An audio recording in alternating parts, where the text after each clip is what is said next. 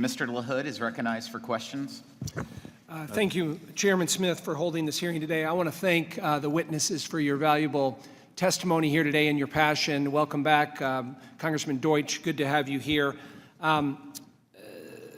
Since the atrocious terrorist attacks committed by Hamas on October 7th, we've seen a widespread anti-Semitic activity on our college campuses, as has been alluded to today. One estimate reporting a 321% increase from 2022. What's worse, we have seen a complete lack of leadership by university leaders and campus administrators at many institutions, leaving Jewish students, faculty, alumni, and community members without any actual protection or support. As we continue to see this anti-Semitism rage on college campuses, I think it's important to consider the U.S. Department of Education's role here as well.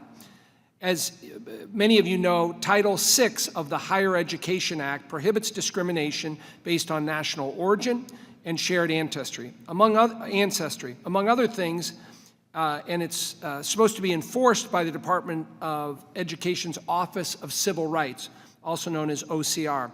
Unfortunately, OCR too frequently settles these cases with schools through resolution agreements instead of making a final determination about whether Title VI violation actually occurred.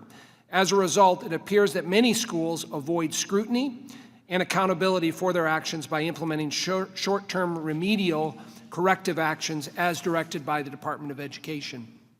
Mr. Marcus, appreciate your public service. As we look at this ability of the Department of Education and their Office of Civil Rights to enforce Title VI violations, I'm just curious, as we look at the last 8 months and what's gone on in these college campuses, I'm curious what you think, your opinion on whether the Biden administration has done a good job in enforcing Title VI and handling these complaints of anti-Semitism that we've seen across the country. Thank you, Congressman LaHood. I think that this administration has done some things well with respect to anti-Semitism, especially in outreach, public messaging, and transparency, but the investigations have been extremely slow. The policy formulations have been weak. There have been too few in the way of resolutions, and there have been dismissals that I think are hard to defend. So I would say it has been a mixed bag, and I would also say that you make a good point about the problem that some cases that should lead to a final disposition and perhaps punishments are resolved perhaps prematurely, but in ways that the statute may require, because by statute, OCR must seek a voluntary resolution, and in some cases, that does weaken their response. Can you give us any examples in the last 8 months where there's been a determination that's been done that will send a deterrent message to this type of behavior by universities?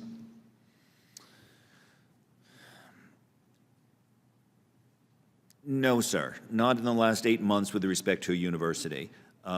With respect to the Davidson School, which is K-12 in the last month, perhaps. With respect to the last maybe 16 months, the University of Vermont. So there have been a couple of cases that have sent useful signals, but not enough, not recently enough, and especially not recently with respect to higher education. Well, I would agree with that. Can you tell me if a proper civil judgment was put in place against a university or a college through the Title VI process, tell me what that would do in terms of sending a message from a financial standpoint and a deterrent message of the consequences for the lack of enforcement.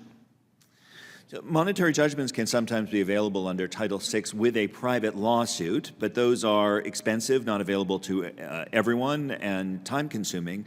Under the OCR process, there are very few instances in which money damages are available. If there were an ability to get money damages, it would presumably provide a nice incentive effect. I think that that would be a useful addition to the process. Is it your recommendation that we ought to think about statutory changes to make the enforcement mechanism stronger and more robust?